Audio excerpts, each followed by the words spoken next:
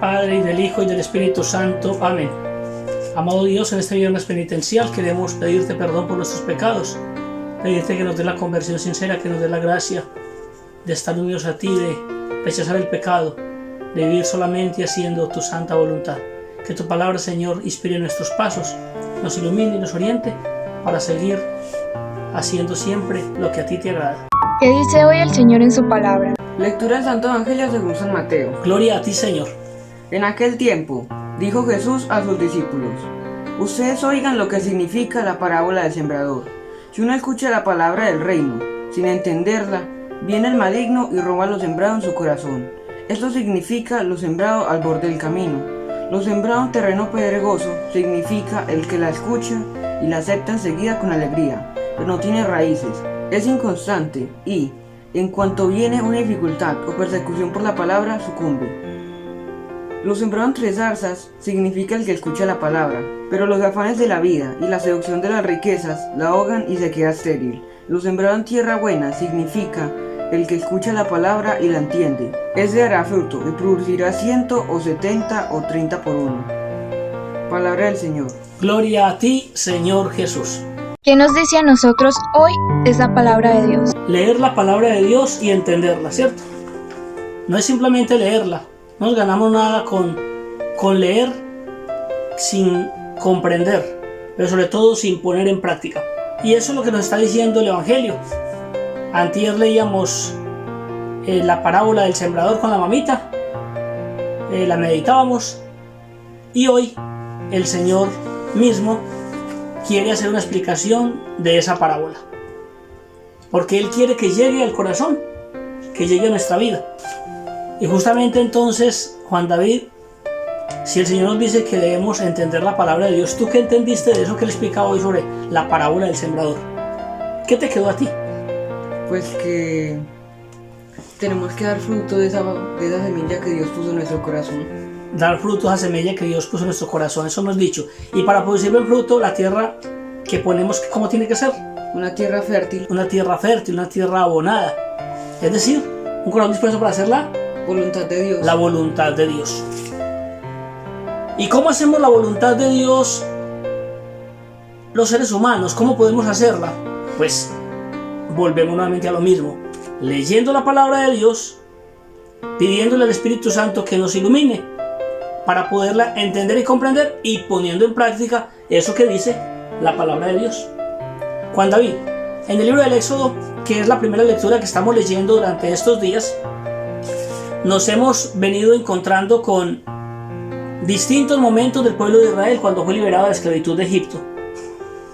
Fue liberado en el día de ayer y de antier. Veíamos cómo Dios permitía que el Mar Rojo fuera abierto para que el pueblo de Israel pasara por tierra seca, y el faraón y todos sus ministros y sus caballos, en cambio, fueron arrojados al mar, porque Dios libra a su pueblo del enemigo, le da la paz. Pues ahora y después encontrábamos que Dios allá en el desierto le daba al pueblo alimento, maná bajado del cielo. Y hoy vamos a encontrar de manera muy particular ese momento en que Dios le revela a Moisés cuáles son los mandamientos que debemos cumplir. Pues bien, si queremos hablar de cómo hacer la voluntad de Dios, hay que hablar de los mandamientos. Vamos a compartir justamente ese texto importante del libro del Éxodo, donde Dios nos muestra los mandamientos. Entre los mandamientos, Dios nos habla de un mandamiento muy importante: honra a tu padre y a tu madre. ¿Qué es eso, Juan? Que respetemos a nuestros padres. Que respetemos a nuestros padres, que seamos obedientes. Pero también, efectivamente, tiene que ver con toda la relación de familia. También nosotros los papás tenemos que respetarlos a ustedes, claro, por supuesto. Y los papás, como esposos, tienen que respetarse entre ellos. Es decir, este mandamiento incluye todo.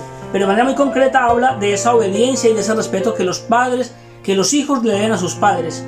¿Por qué? Porque son sus papás, porque los engendraron, y porque en los papás está Dios en su autoridad. Él actúa allí con la autoridad. Entonces hay que respetar a los papás.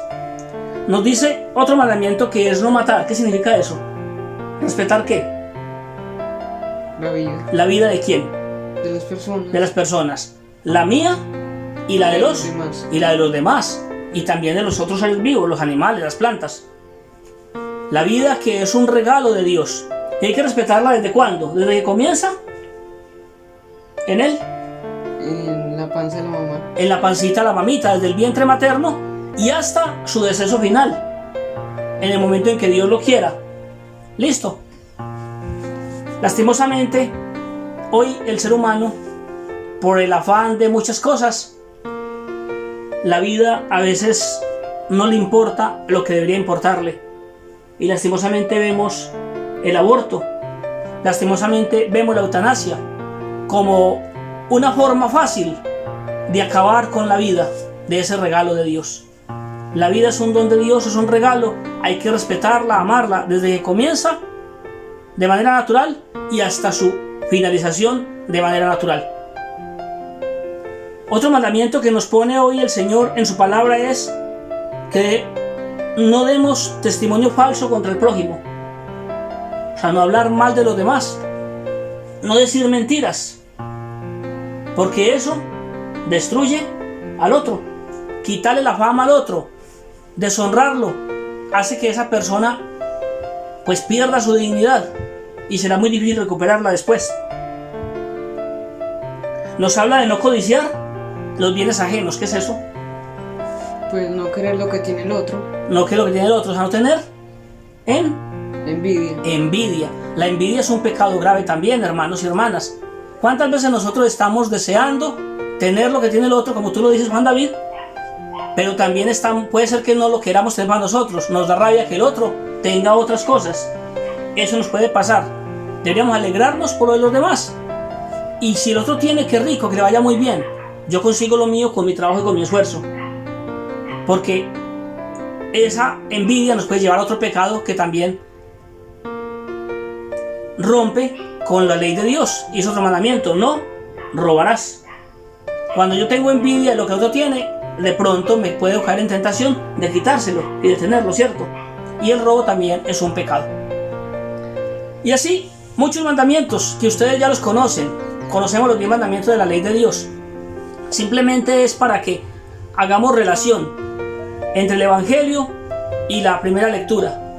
El Evangelio, Jesús nos enseña cómo es la parábola del sembrador, nos la explica y nos dice que el que escucha la palabra de Dios, la pone en práctica, la entiende bien, es el que tiene una tierra fértil. Entonces no nos dejemos llevar por el mal, no nos dejemos llevar por Satanás, que hace que la palabra de Dios llegue y no sea entendida del ser humano, como pasa con la palabra de Dios cuando es arrojada en el camino. Los pajaritos se la comen. Está diciendo Jesús que es esa palabra de Dios, la semilla de la palabra de Dios, que entra en el ser humano, pero que el ser humano de pronto la quiere tener, pero que deja que Satanás se la lleve por no entenderla, por no comprenderla. Para comprender, hermanos, la palabra de Dios es fundamental una cosa. ¿Qué será, Juan David? Si yo quiero escuchar la palabra y entenderla bien, ¿qué tengo que hacer? Prestarle atención. Prestarle atención, pero más que prestarle atención es la oración. Hacer oración. ¿Pedirle a quién? ¿Al Espíritu? El Espíritu Santo que nos ilumine. Al Espíritu Santo que nos ilumine. Por eso siempre comenzamos estas reflexiones orando, ¿cierto? Porque es que sin Dios yo no puedo entender lo que Él me dice. Dios, a través de su Espíritu Santo, la tercera persona de la Santísima Trinidad, que fue quien inspiró a los autores sagrados para escribir la palabra de Dios, es el mismo que inspira a los seres humanos para leerla, escucharla y entenderla. Por eso la palabra de Dios no es de interpretación privada. No es que cada uno diga: yo quiero leer la palabra de Dios, yo la quiero interpretar y voy a montar en este momento una religión porque yo ya interpreto la palabra de Dios. Eso es falso. La palabra de Dios debe ser interpretada a la luz de quien la inspiró para ser escrita. ¿Quién es? El Espíritu Santo. Sin oración yo no puedo entender la palabra de Dios, y sin la orientación del magisterio de la Iglesia. Recordemos que Jesucristo, al fundar la Iglesia, dejó un magisterio. ¿Para qué? Para que interprete la palabra de Dios. El Papa, los obispos, los sacerdotes. El Señor les ha dado la luz especial para que puedan transmitirnos el mensaje, interpretarlo y enseñándolo de verdad. Cuando yo no entiendo, ¿qué hago? Si le pido al Espíritu Santo y no lo entiendo, pues entonces pido también la ayuda de alguien que efectivamente conozca la palabra de Dios, el magisterio de la iglesia, que también está asistido, por supuesto, por el Espíritu Santo y me va a ayudar a interpretarla, ¿cierto? Por eso démosle gracias a Dios, pidámosle que nos ayude a creer cada día más en lo que dice su palabra, interpretarla, entenderla de verdad y ponerla en práctica en nuestras vidas. ¿Qué le decimos al Señor después de escuchar su palabra? Permítenos, Señor, ser una tierra fértil y que cuando tú pongas esa semilla en nosotros podamos dar fruto con ella. Amén. Gloria al Padre, y al Hijo, y al Espíritu Santo. Ahora en un principio y siempre, por los siglos de los siglos. Amén. Dios es bueno Todo el tiempo. y todo el tiempo. Dios es bueno. Dios los bendiga.